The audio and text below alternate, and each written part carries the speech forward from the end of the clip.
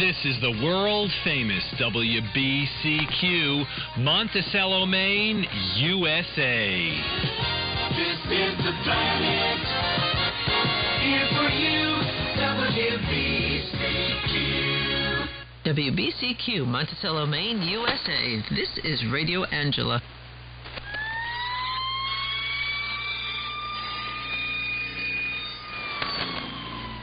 Warning.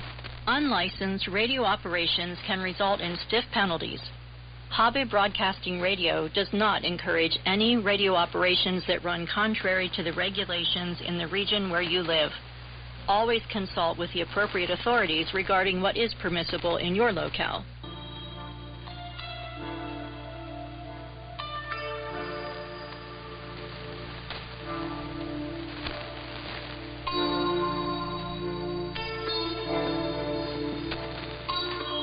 Tonight on Hobby Broadcasting Radio, we are talking with longtime DXer and current pirate radio columnist of the Canadian International DX Club, Chris Lobdell.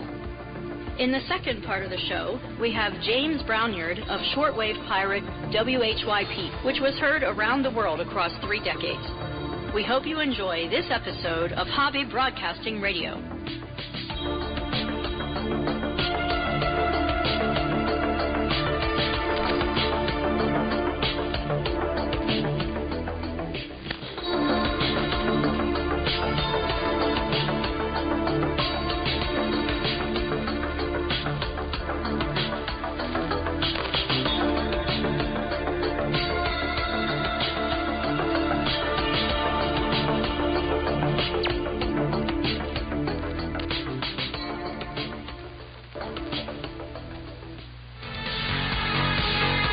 On the phone is special guest Chris Lobdell.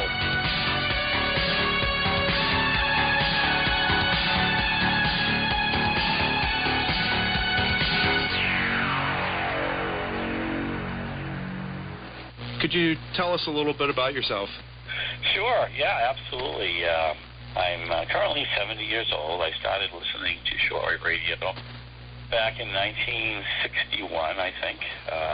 Listening to the bigger stations like the BBC, HCJB, and what have you on an old console radio I found down in my basement, and then heard certain, interval signals in the Voice of America and stuff, and I was sort of hooked on radio. So from there, I moved on to some portable radios made by GE and others that had a shortwave band, and became more interested as time went on. Got my first little hologram S120 was actually my first communications receiver, and that was probably 1965. I think I might have got that, and then used that for a while and had a Heathkit GR54 as well, and then got into the big time when I got a used Dragis W4A in 1968. I got that.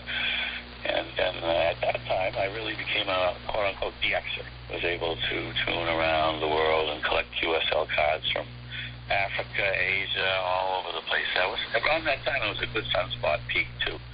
So there was lots of stuff coming through, and it was a good time in shortwave history. It wasn't until probably, I was still interested throughout the 60s and 70s, and it probably wasn't until around 1980 or so that I became interested in listening to pirate stations. So I remember the first couple ones were probably the Syncom series.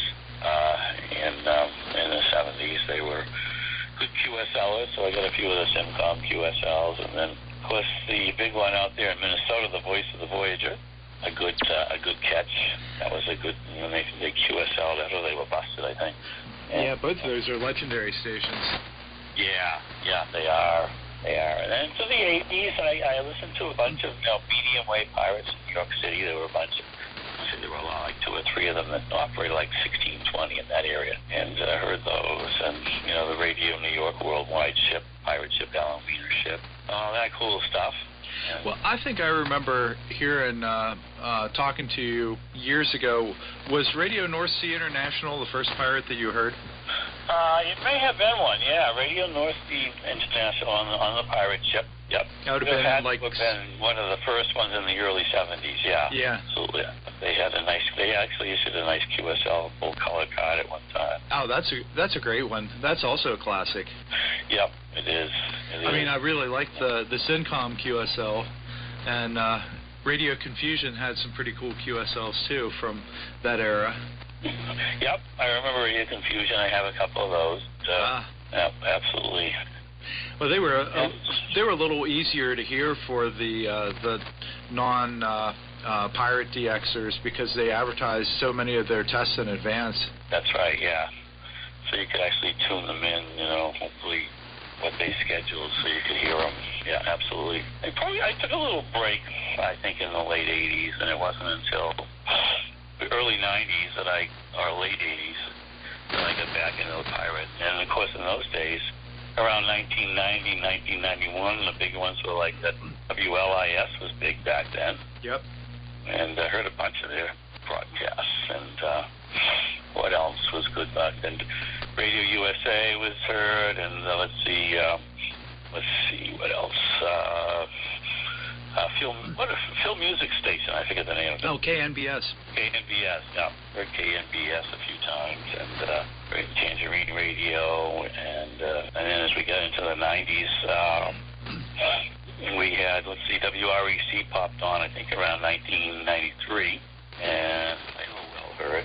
Yeah, very well heard. We had a guy, a local guy, I won't give his name, he passed away, but he did RFM, Radio Free Massachusetts, and he was a guy that worked in Raytheon. He actually worked about 5 miles from where I live, but I never got a chance to meet him. WREC did, but I never did. Yeah, I met HV Short. Did you? Yeah. Good guy, very technical like that. So. Yeah, I wrote to him about doing an interview, and he was like, yeah, I'd love to. And then, 6 months later, I got back to him, or tried to, and found out that he passed away. Yeah, it was kind of a sad situation. So, yeah, I never did get to meet him. I talked to him on the phone a couple of times, but nice guy. And let's see, what else we had around that time? There's a bunch of stations. Let's see, Radio Doomsday came on around the same time WREC did. He had a bunch of satellite, I call them satellite programs, like KTVI and Quantum State Laboratories and Radio Spam and all those things where he had, branched out into different station names. Yeah, and KTVI was just relayed, a couple weeks ago or a month ago? Yeah. There's been a bunch of relays on 6925. A lot of them are done in the mornings, Saturday or Sunday morning, around 7 a.m. And back then we don't forget CSIC, Voice of the Great White North. Captain Pyre Rambo was active back then, and a bunch of little ones too. We can't forget Radio Scottish Montreal, which has operated a few times. And my memories fail me to remember all of them, but yeah, it was an active period. Yeah, definitely was. So were you listening to much over Thanksgiving? I didn't, to be honest with you, I didn't listen a lot. I listened some, but because of going back and forth to rehab and everything like that, I was either able to listen on the early mornings or late nights. But I heard some stuff late nights. Let's see who I heard. Well, Outhouse Radio. One station that I saw that you heard that I'm envious that you heard it. What's that? Was WDBC, the DB Cooper station. Oh yeah, I did hear that. Yeah. I missed it again. Yeah, it's been on for 5 years or more, and exactly. I always end up missing it. Yeah, I always did too until this year. That's right. DB Cooper station was on. Yeah. Yeah, I think it's only ever on November 24th. He, took the money and jumped over there in Oregon someplace. People were wondering if, in fact, I just read recently somebody thought they found DB Cooper, and they were talking about an interview with this guy. Huh. And they actually thought he was going to admit he was DB Cooper. So when the guy went up to him, he said, "Nah, I'm not DB Cooper." And that end of the interview. So he was very disappointed, this poor guy who thought he had located him. Yeah, I think I read somewhere else that in another recent one where they came up with reasons why they thought he died during all of that. Yeah, I think he did. I really do. What happened to his body? I don't know. Could it have been the scenario that I would think of? Either he got hung up in a tree in a parachute and he was injured, so he couldn't get out of there. Basically, just died, hanging from a tree somewhere. And eventually, the parachute, whatever, just decomposed and everything fell to the ground, his body and everything. And who knows what happened to it, whether animals ate it or whatever. Or he could have just hit the ground without the parachute operating properly and died that way. Or because they found some of the money, right? Yeah. Yeah, I don't know. I can't remember if they found all the money or not. No, not all of it. No. It was only part of it, yeah, not everything. But I think that's a pretty cool example of different things you can hear on pirate radio. Yeah, it is. It is, yeah. Definitely you have these theme stations like, actually they have the record, the Edmund Fitzgerald pirate station too, right? Yeah. Yeah, Edmund Fitzgerald Radio and WJFK. Yeah. And I didn't hear them this year, but I've heard them in the past. Definitely. Let's see what I've heard over the Thanksgiving holiday. Outhouse Radio, Psycho Radio's been active late, which is good because I'm usually home when he's on. 4185 has been, used by some people now when the band gets long, so you can check that out.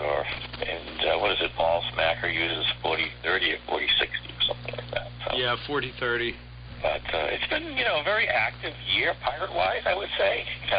Oh, absolutely. It's beyond, yes, on during the week all the time, which hasn't been always the case in the past, One station that I keep missing it is the Hawaiian number station. Oh, yeah, I've seen reports of that, yeah. I think that's pretty great. Heard it either. I've missed it, but yeah. A pretty great twist there. The Hawaiian number station. For as many different number stations as we've had, fake number stations that we've had on the pirate bands over the years, that somebody came up with Hawaiian numbers for the, I guess, Hawaiian intelligence or something. Yeah, the Hawaiian. Yeah, that's pretty novel idea. Elima, ui. Elua, ekolu, evalu, ekahi, ekolu, ekolu, kepiku, ui. Ekahi, eva, ui. Eha, kepiku. And then I guess one of their broadcasts, somebody went through and either decoded it or tried to decode it, and I guess it was decodable. So. Really? Oh, jeez. I don't know. I've never heard people count in Hawaiian, so I'm not sure. Yeah, I hadn't either. It sounds like. Another fun thing, I don't know if you heard this at all, but over Thanksgiving, somebody was playing occasional turkey gobbles. I heard that, yes. I heard that, yep. And that was on like 6925 and 6930 and in the morning of November 24th. And I heard it around, I guess, 1512 UTC. But it was kind of fun because, it was just a couple gobbles here and there. And there was no constant programming, no anything, just a couple gobbles. All here and there, and...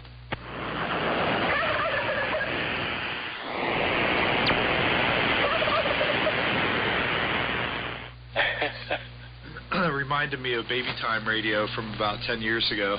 Oh, yeah, that's right, yeah. One station that you heard just a couple days ago was Wild 100 being relayed on, or aired or whatever, on 3225 USB. Yeah, they were coming in gangbusters here. And ditto. S9 Plus. Yeah. The whole time, yeah. So, do you know, one thing, why were you tuning there? Because I saw a post of it. Oh, okay. Yeah, I saw a post on the Discord group there, and I forget who mentioned it. It wasn't even posted on the HFU at the time. But yeah, you were the first one to. So I was like, wow, Chris is tuning all over the bands. For like 20 minutes. You know, I said, isn't anybody going to post this? And I said, well, if not, I will.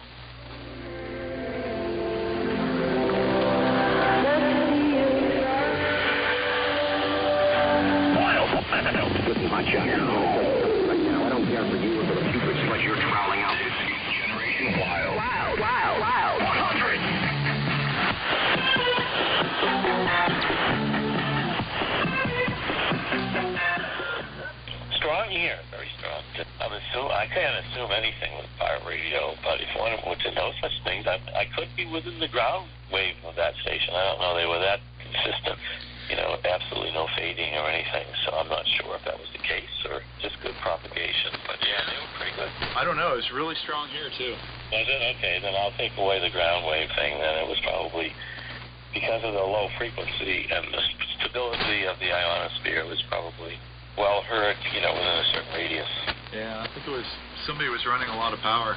Yeah, it definitely was powerful, in fact. Like, yeah, well, so do you know what Wild 100 is? No, I didn't look it up. It's some sort of feed, isn't it? An internet feed? That's what I assumed, but I looked it up and I couldn't find anything on it. I know they've been... Oh, really? Wow. Yeah, I know that it's been aired before in different places, and it's almost got to be something. But there was a... it is an ID that's used by KJKK in Dallas, but I don't know if that's actually the same thing. Yeah, I doubt it. Because the station's speed was basically all music with no IDs, or, well, occasional ID as well, but no ad, you know, no local PSAs or anything you would normally get from an FM station. So. Yeah. The only thing that I was thinking was maybe somebody stripped it down to IDs and songs. Yeah, that's possible. But I don't know. Yeah, I don't either. But one of those mysteries of pirate radio. Yeah. Right. Yeah, definitely. And then with the weird frequency tossed in there. Yeah, interesting frequency. As I mentioned, I think the last thing I heard on that frequency was Guatemala about 20 years ago. So one of the Guatemala, there was 3 or 4 Guatemalans that would shine on in the morning on that band, playing marimba music, and I think that was the frequency of one of them. Well, too bad those are all gone. Yeah, I love those stations. You know, they would go on with their IDs. They all started with TG, like TGNA or TG so-and-so. Yeah. Nice little IDs, and then, you know, into the marimba music. It's pretty cool. Yeah. Oh, well, at least we got a lot of pirates. Yeah. That's what we got these days. We don't have much else, but we do have a lot of pirates. That was part 1 of tonight's interview with CIDX pirate columnist Chris Lobdell on Hobby Broadcasting Radio.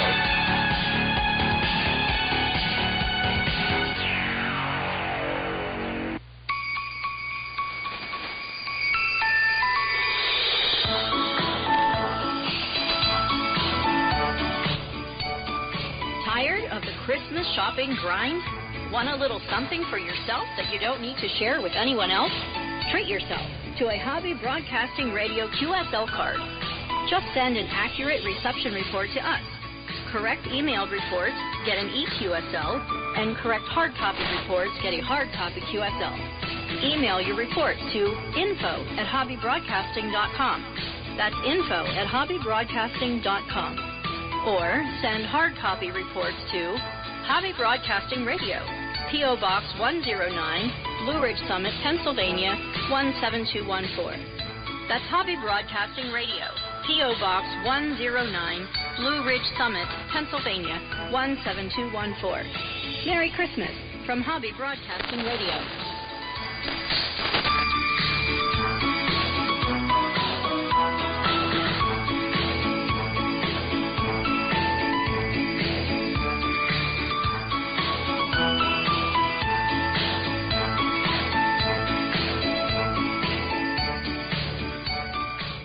If you're enjoying these interviews on Hobby Broadcasting Radio, please listen to our next show on Eastern Time, January 19 at 11 p.m., 10 p.m. Central, or UTC January 20 at 0400 on 5130 kilohertz. WBCQ's The Planet, Radio Angela. And here's the second half of our interview with Chris Lobdell.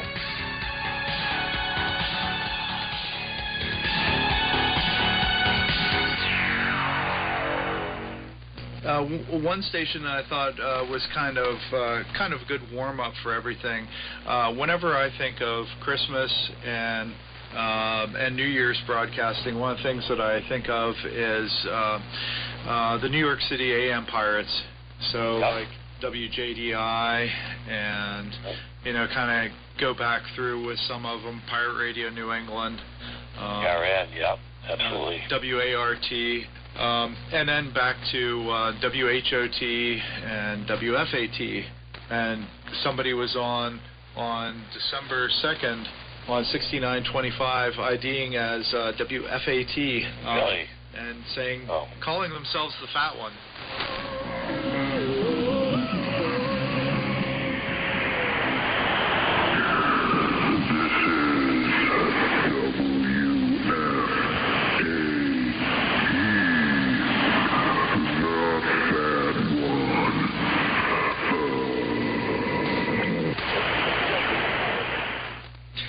So it was definitely somebody who was aware of the original WFAT. Yep.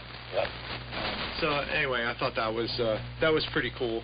That is cool. And so, did you hear some of the WFAT, or did you hear WCPR? Let's see. I don't think I did. Yeah, that was pretty early. I heard the FAT, I'm quite sure, and the PRN, of course, but I don't think I heard that one, no. And I guess you heard WHOT. Oh, yeah. So for anybody who doesn't know... station. I forget which station it was, but I was taping it, and my current friend, too, John Fisher from Chelmsford, Mass., was calling into the station at the time. I taped it, and I forget which station it was, but I remember taping. I said, John, is this you? And he goes, yeah. Yep. It was kind of cool. That's awesome. One station that I heard, on December 3rd, and I guess you did too, that you appreciate is a relay of Radio Azteca number 10. Oh, yeah, absolutely. Yes. That was interesting to hear again, yeah. This has been Radio Azteca program number 10. We've upped our standards, now up yours.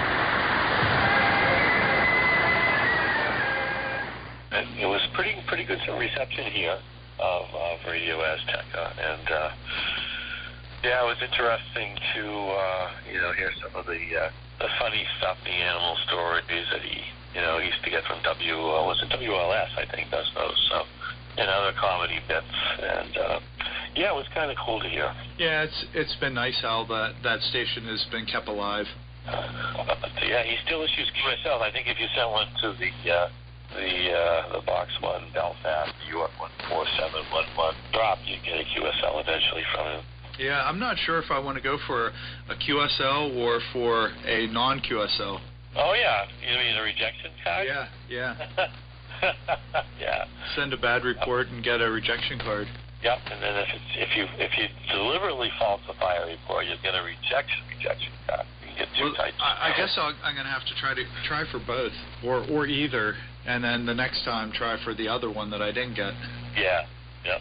And have you heard any of the Radio Free Whatever broadcasts lately? I had a couple of them that were coming in really nice here, although I think both of those were... I'm Death Valley Girls with What Are the Odds on Radio Free Whatever. What are the odds that you're going to hear me on two different frequencies in one night?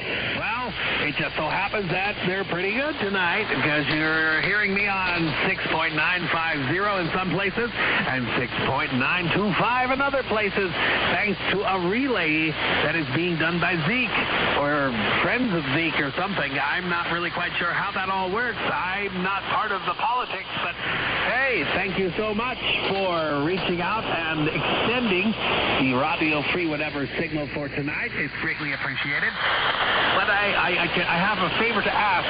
Maybe somebody could get something good down on 4.185, because I cannot, I tried to shift the show over to 4.185 in the wintertime, and for some reason, every time I have tried to go lower in frequency, it works for about 10 minutes before overheating stuff, and I have to shut down. So I was going to try it tonight, but I really haven't done any testing to try to figure out what is going on with the antenna system and the transmitter. So, maybe somebody who's got it made who can go down to 4.185 without problem and pick me up on the internet stream and stream us there, because that would be really good if you could, because I can't. Anyway, we have another song. We're also relayed by Zeke. Yeah, he did relay one of them. I know. I heard that relay. Yeah. I haven't heard in a couple of weeks at any other Radio Free Whatevers, but one that I saw that you also heard that I heard was WBOG on November 24th on 6900. Yeah, I've heard them. They were poor here. I could hear them, but their signal was not the greatest. Yeah, I heard them, and they sent a nice little QSL, which is always nice. Yeah, they've sent out a lot of pretty attractive QSLs over the years. Yeah, they do. And WBOG's been around for about 10 years. Yeah, I think you're right. Yeah, they've been around a while. They're not always super active, but yeah, I would say about 10 years or so. Yeah, I think they were playing the WKRP turkey drop. Oh yeah, that's what it was. Yep, it was a turkey drop. And my reception was so poor, I didn't know what it was, but other people said that's what it was. Yeah. Oh, one interesting Thanksgiving station that I heard was Thanks for Nothing on November 24th on 6925 USB at 1658. Your Thanks for Nothing Day show. Your Thanks for Nothing Day show. Somebody who I guess wasn't very thankful this Thanksgiving. I didn't hear that one, though. I missed Thanks for Nothing Radio. But every once in a while you get something like that pops up that, is a new station. And it's, like Beefside Radio is an interesting one, too. It seems to be fairly new. Yeah, I think that one's really interesting because it gives people in the West a chance to hear some pirates with a better signal. Yeah, it seems to be, you're right. It seems to be located farther west than most of the stations. You're right, yeah. I saw a log of it just the other day that it wasn't heard out in the east at all, but it was coming in with a good signal on Hawaii. Really? Yeah. Yeah. It's got to be there. It's got to be maybe on the other side of the Rockies. I don't know, close to it. Yeah, whatever. It's putting out a good signal that way, so something for our listeners out in the West to hear. I walk over to the transmitter building.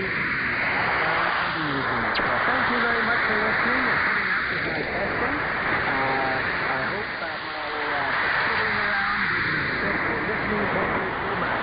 I'm Bud Higgins, and once again, this is B-Side Radio 691. Yeah, they never have any pirates out there anymore, It's slim pickings out there. Yeah, it's a shame.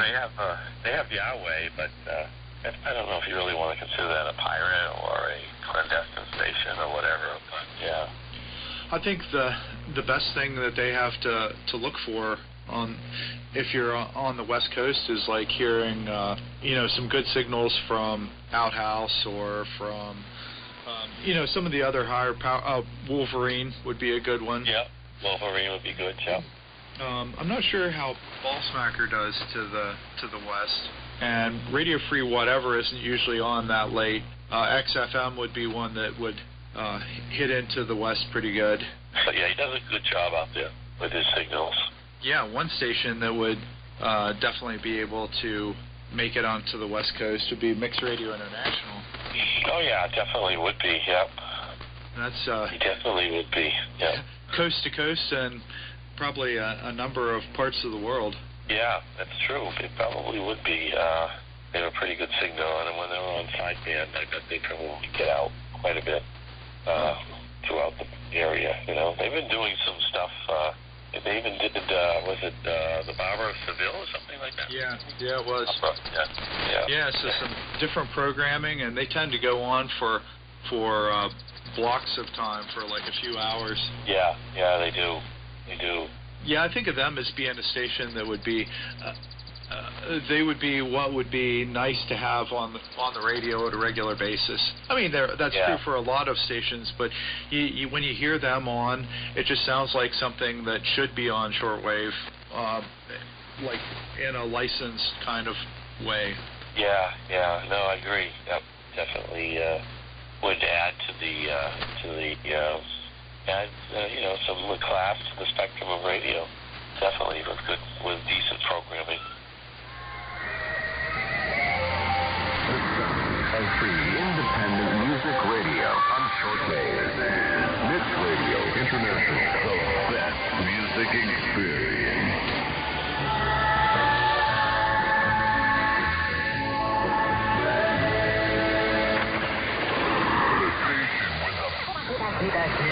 Best music. Mix Radio International. Blaring classic. 1, 2, 3 o'clock, 4 o'clock, rock. 5, 6, 7 o'clock. Yeah, when I hear their pop music shows, it reminds me of like KYOI and stations like that.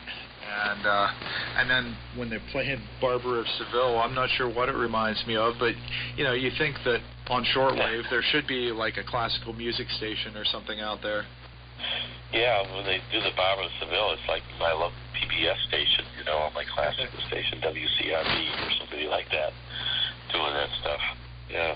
Oh, and are you still editing the pirate column for CIDX? I am, not for long though. This is I'm giving it up, and I told Sheldon Harvey to see if he can find someone to take it over. So I will be doing it now through February probably, unless someone comes along before then. But he's checking with different people to see if they want to do it. So I'm going to give it up. Wow. How long have you done it? I'm not really sure. I think it was. I look back on my files in this computer here. 2014 or 2012, somewhere in that range. You've been involved in a lot of these kinds of things, between doing newsletters and the radio show with little radio show Pirating with Cumbre on DEC. And now, what all stations was that aired on? That was on the WHRI group, the Harvest Radio. They were on that group of stations. I didn't know if it was aired on any local stations too, or if it was. Okay. Nobody. Occasionally would read some pirate relay. It was WHRI mostly, and that was some sort of agreement that Marie Lamb was actually in charge of the DEC with Cumbre show. Took it over from I think it was Hans Johnson originally had that bulletin. DEC with Cumbre, and then Marie Lamb took over the radio version of it, and I did the pirate segment of it. So, did you have much response from listeners out there? No, not really. It was funny. I never really got a lot of response, but as soon as it went off the air, everybody wanted to know where it was. I thought that was really funny. People I hadn't heard from. Oh, I missed your show. Well, it would be nice if you would, contributed to it, but. It was already off by then because Marie had just, had enough. So we shut it down. But yeah, it was interesting. I never really got a lot of response, but people were out there listening. That's what I found out. So it was interesting. Yeah, that's awesome. With Christmas and New Year's coming up, is there anything that you think of with pirate radio and these kind of holidays? There is, sometimes there's a Christmas station that will come up. I think there used to be one. I forget the name of it. When they used to have a high-pitched announcer. I think it was called The Voice of Christmas. Yeah.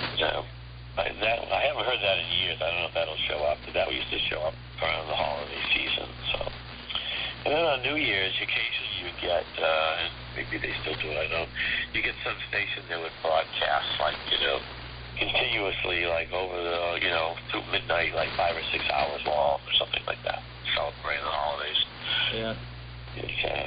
Usually they did it on ID, but who knows, maybe that'll show up too. Maybe Dr. Benway will come back on the air for New Year's, who knows? Yeah.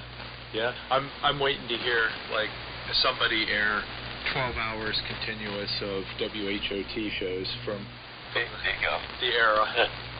That would be nice. And, of course, a couple of more recent stations that did a lot over Christmas over the years would be WHYP and Pirate Radio Boston. Yeah, that's true. Yeah. And always fun to hear both of those around Christmas.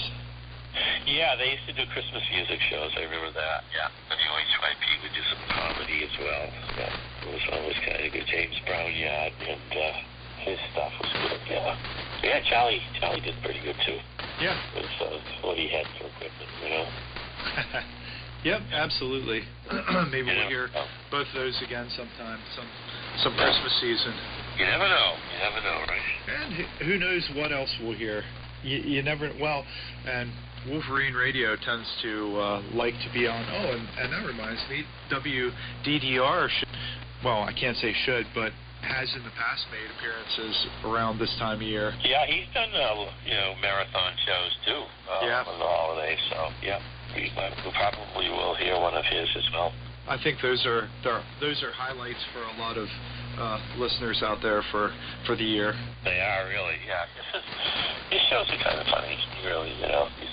He seems like a cool guy, and if propagation holds up, you can hear hours worth of it on the air, so it's nice. Thank you very much for taking part in this broadcast.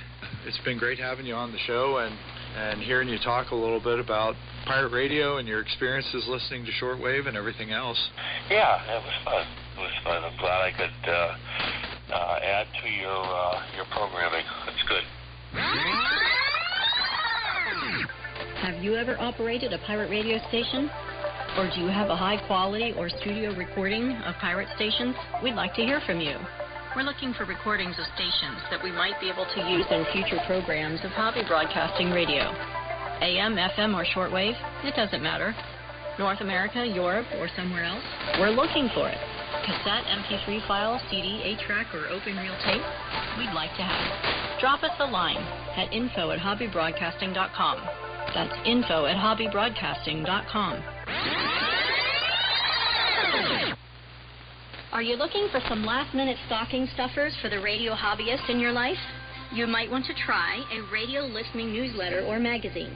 NASWA, the North American Shortwave Association, is the largest shortwave-only radio enthusiast club in North America. NASWA publishes The Journal, a printed monthly digest of the latest blogs and news about shortwave radio, as well as various feature articles and columns. Members can also subscribe to the club's weekly email DX tip sheet, Flash Sheet, for no additional charge. NASWA's Flash Sheet comes out every Sunday, filled with the latest loggings and tips from NASWA members. The NASWA Journal is $32 for a year of hard copies in North America, or $15 for PDF. For more information about NASWA, go to naswa.net. That's naswa.net. The Spectrum Monitor is a full-service radio hobbyist magazine in PDF format, covering long-wave, medium-wave, and short-wave broadcasting, amateur radio, utilities, digital radio modes, radio astronomy, antique radio restoration, pirate radio, scanners, military communications, and much more. The Spectrum Monitor is $24 per year. For more information, see thespectrummonitor.com. That's thespectrummonitor.com. Merry Christmas from Hobby Broadcasting Radio. For tonight's double feature, we have an interview with James Brownyard, operator of longtime shortwave pirate WHYP, which operated from 1998 until 2017.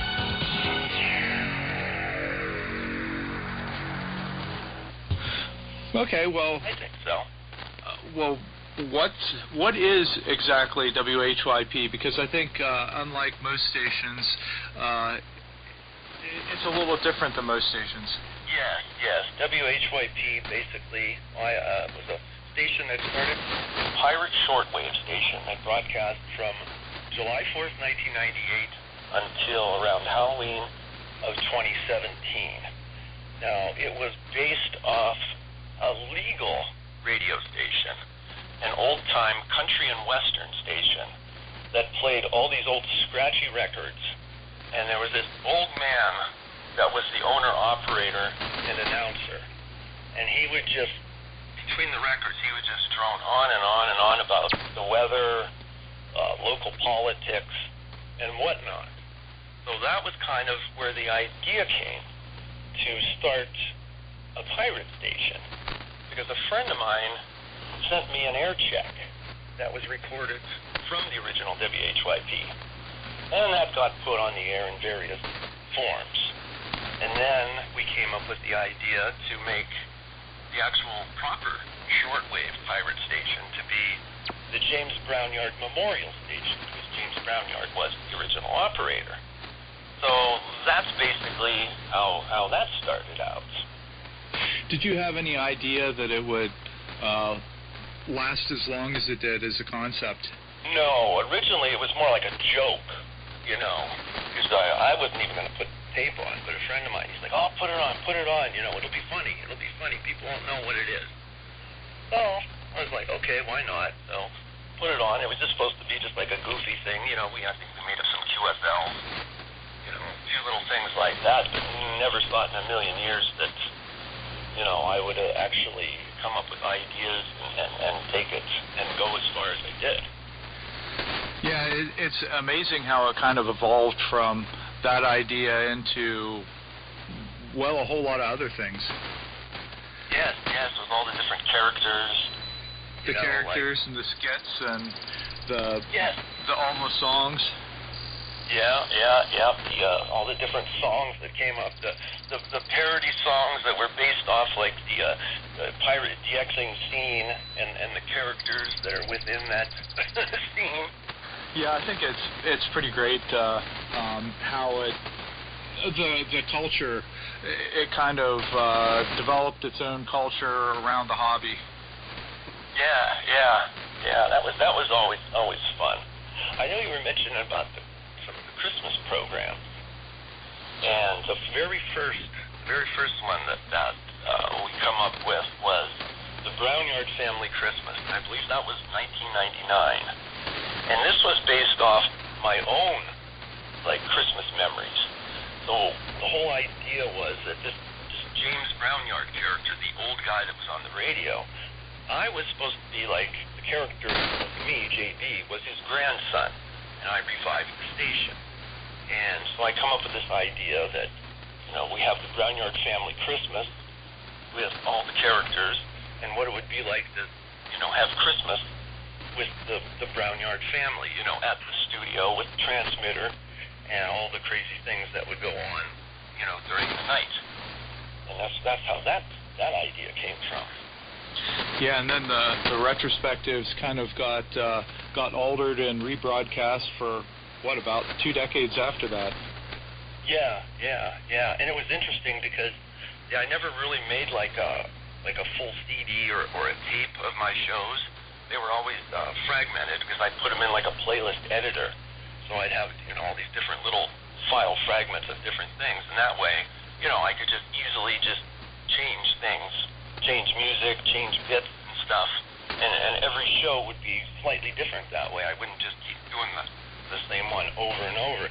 Now, the only bad thing about that is these files are all fragmented now, and there's nothing really kept for a solid show kept for posterity, unless I was to go back and put them back together again and record them proper. But they're still all there. It's just they're all in fragments on my computer still. Okay, I wondered how that happened, because it seemed like every year that I would hear it, it would be like the order would be different, or there would be some different things in it than a previous year. Oh yeah, I would do that between say I did a if I did a broadcast this evening, you know, and then maybe the next morning I would change it around even the next day, you know, and the next, you know, subsequent, you know, replays, I would make them slightly different. Okay, that makes a lot of sense. Yeah, well, like I said, it was cool at the time, but now there's no real, I didn't make like a solid master of any of them. They were just always, but that's how I always was. I was on the fly doing things. You know, I was very unorganized. Yeah, I'm looking through, and you had a lot of parody songs right down to the Christmas specials, like Neil Wolfish got run over by George Zeller, and others. Yeah, that was the next major Christmas show, where what I had done was I had an idea that I would borrow the Maharishi Hashishi Ali Ganges hemp-fibered magic carpet, and I would fly around and sing Christmas carols to the different DXers. So I'd show up at their house and start Christmas caroling, and that's where that idea came from. It's not Christmas without Wolfish. All the pirates are dressed in black. And we just can't help but wonder, should we open the QSLs or send them back? Wolfish got run over by George Zeller. A little off of the, well, I guess I should ask before I move on about the Christmas specials, because it seemed like even when WHYP's activity was down in a year, you always showed up for the Christmas specials. Was that a special time or programming, or did it just work out that between propagation and everything else that you put on the Christmas specials? I don't know. I think what would happen is I would just when the weather starts getting bad and colder, and I start finding myself inside more, I'd start thinking about, like, you know, Christmas past, so to speak. I said, oh yeah, maybe I'll put that back on this year. I haven't been on in a while. We'll air the Christmas special, you know, and I get more into the mood. I guess into the Christmas spirit, as they say. Okay, that makes sense. And I thought it was interesting. Last night I heard Wild 100 on 3225, and it made me think of your low frequency transmissions. Oh yeah. I used to, what was it, 3440 I used to do. Yeah, and you also did 4065. Oh yeah, that was later, yes. But the 3440 was because when I was using the old equipment with crystals, I had the 6880, and that would automatically, when I put it down there, it would be 3440. Okay. Repurposing a crystal with that. Okay, well, it's a good area. Yeah. But it's picked up lately, though, haven't they, with the propagation? Honestly, I haven't done much listening lately, so I couldn't tell you who's who or what's what at the moment. Yeah, there have been a lot of stations that have gone down to 4 megahertz. Now, 3400 range hasn't really taken off, but there are a number of stations used down around 4030, 4060, 4185, mostly for an hour or so after dark or later. Yeah, I would imagine, though, wouldn't the upper frequencies start picking up in the evening now? Should be pretty soon if it hasn't already. Yeah, I mean, they haven't been bad, but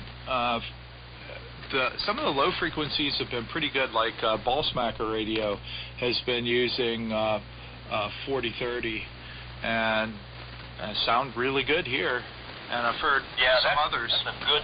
That's a good band right there. It really is. I always enjoyed that, just above 80 meters there. Yeah, so I thought of WHYP as kind of a trendsetter for that band. Oh, that's cool. I never really thought about that. Yeah, and for other trends, your Skype broadcasts, those are pretty awesome. I really enjoyed those. Yes, that was interesting. I don't think anybody, commercial or anybody had tried that at that point. This was like, I want to say 2008 or 2009. So this was Skype before Microsoft bought them. Yeah, it was back a ways. Yeah, and I had this idea, like, I I wonder what that would sound like. So I think I did a couple test broadcasts with Captain Ganja, and it sounded pretty good, especially if you have a decent microphone, set up on each end. The audio wasn't that bad, especially, over shortwave. It almost sounded like, we were in the same room. Yeah, I thought so. And it was a pretty good idea. It didn't seem like it took off too much, but now look at the way everything is with Zoom and everything these days. Yeah, now, like any newscast, they've got people on by Zoom or Skype or whatever they're using. Yep. Oh, I like to think I was probably one of the first to do that anywhere. Well, maybe someone else did it, but who knows? I like to think I was one of the first doing that. Yeah, it could well have been. And yeah, you're right. It really hasn't taken off with the Pirates. This past Halloween, Red Hat from XFM and Azimuth Coordinator from Radio Illuminati, they were on that way, and both had the same programming up on their own transmitters. Oh, okay. Yeah, that's pretty cool. Yeah, it was. It was a really awesome show, and it was, reminded me of your shows from earlier. Yeah, and it probably sounded really good, too. Yeah, it did. Yeah, oh yeah. Yeah, those guys sound really good. Yeah, and, it makes me think also of your interview with Voice of the Pig's Ear. Oh, wow, I forgot all about that. That was pretty great, because you dug up a guy who hadn't been around in the pirate scene for, 15 years or something after he got busted by the FCC, and got to hear all about everything. Oh wow! I forgot all about that. That's right. I did interview him. Wow, I have to look for that if I can find that again. Yeah. Because I remember when I first started out, him and I would always talk. Have little pirate QSOs. Yep. And the great Halloween bust. What was that? 98. Yeah. I think it was that year. I think he did a broadcast, and then afterwards I started talking to him, right? And I said, well, I guess you're not there, and then I did my broadcast. Totally not knowing the FCC were right there with him, and I'm trying to talk to him. So, oh, well, have a good one. I'm going to go on now. I didn't know what was going on. Luckily I wasn't on the radar. That's really would been ironic. And I would have got the knock, so. Fortunately, nothing happened to you that way. No, never. And I was active. Yeah. There's times I was on almost every night for a period. And for a long time too. I could go on for an hour, a couple hours at a time sometimes, Yeah, and I guess that was, in those days, that was all with your Heathcote HW101? Yeah, the HW101, and then I moved on to the Johnson Viking Valiant. Yeah, and they both got out really well. Yeah, well, I was lucky, too, to be my most active time was during the peak of that sunspot cycle, too, from 99 to 03. That was my most active time, and that was the largest, peak for a cycle we've had in recent times, because the last one was yeah, nothing. So how far did you get out? Did you get reports from other continents? Oh, yeah. I had, I think, South Africa. Nice. Let's see, all over Europe, New Zealand. Where else was there? Oh, it was all over the place. Just about everywhere except for Antarctica. That's pretty amazing, because you didn't use higher frequencies at all, did you? No, No, I think I tried a couple tests, up around 13,900, but I don't think anybody was listening, or else the antenna was rubbish. I don't know, one of the two. But most of it was 43 meters, and like you said, down in the lower frequencies.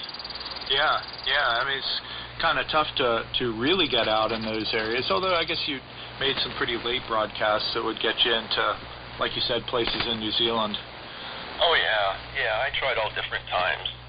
Real late, real early, whatever. It was all different times, different propagations. But like I said, that was a nice sunspot cycle to be active in, though. Yeah, it definitely was. I heard a number of stations from Europe during that time. Yeah, that was the good old days, they say. Yeah. Yeah, because it was around that time that I heard a station from Holland with 1 watt. Oh, wow. Yeah, I heard him pretty well, too. He was, and the only reason he was on, he turned on just a little transmitter to show his girlfriend. Oh, wow. He turned it on and said, hey, gave the station name, and I said a couple things and then turned it off, and I couldn't find logs of it, and eventually I tracked it down and sent him an email, and yeah, he was kind of surprised. Like that. Yeah. Oh, that's awesome. Yeah, I think someone heard me. I was doing like a 1/4 watt once. Oh, nice. I think I was heard. I wasn't that far, maybe like 500 miles, but still it was like a 1/4 watt. Yeah, that's amazing. It's amazing what shortwave can do. It's kind of magical. It is. It is. It'll always be magical to me, even though I might not listen as much as I used to. I'm still there. I can, turn on a radio at any time or do everything's hooked up. I didn't pack everything away. Everything's ready to go at any moment. I can either turn on a SDR and listen, or I can turn on a transmitter and go if I want to. Yeah, that's awesome. Well, speaking of things like that, is there any chance that WHYP will ever return to the air? Oh, I think there's a pretty good chance it will. I don't know when, but you never know. But I would never say never, that's for sure. Awesome. Yes, definitely. Yeah, it's always good to hear WHYP on the air. I need to dig back through some of my old recordings because I've got them buried on some different hard drives and stuff. Like I said, I got files fragmented everywhere. But I've kept them, I don't have, it's not like an old hard drive from like 1999. I mean, I've been duplicating them and bringing them up to date onto the newer stuff over the years, so. Well, that's good. You don't have to worry about it. It's going to be not anything that's going to get lost. Everything has been probably got 100 different copies, so. Okay, well, thank you very much for taking the time to be on the show tonight, and I think a lot of people are going to be happy to hear about WHYP, and hopefully there are going to be a few new people who haven't heard your station in the past who are going to enjoy hearing about your station. Yeah, that's great. I'm glad you got a hold of me, and I'm very happy to be on your program. Okay. Well, thanks again. Sure. You're welcome. It's coming. Sunday, January 28th, right after the Super Bowl. It's DX Survivor.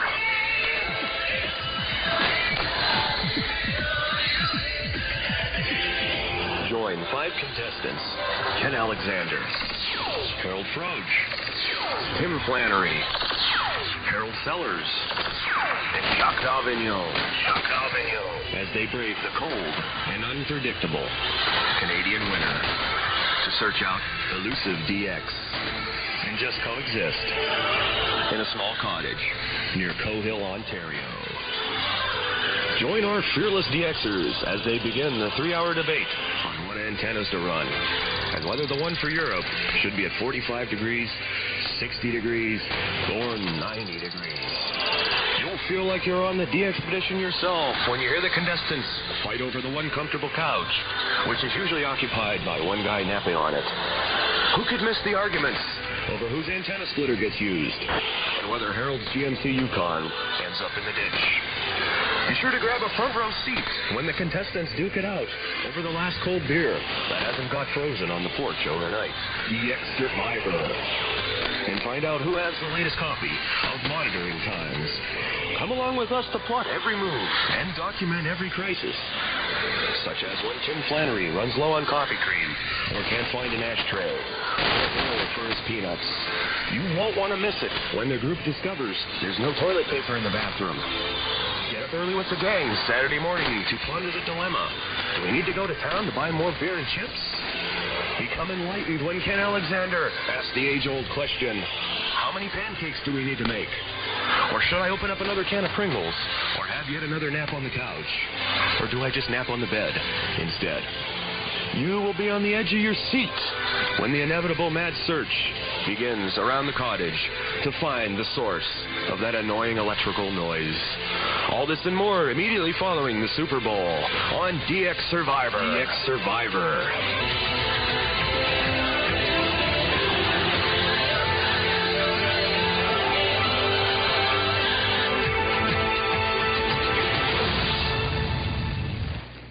This has been a production of Hobby Broadcasting Radio. This is the world-famous WBCQ, Monticello, Maine, USA. This is the planet. Here for you, WBCQ. WBCQ, Monticello, Maine, USA. This is Radio Angela.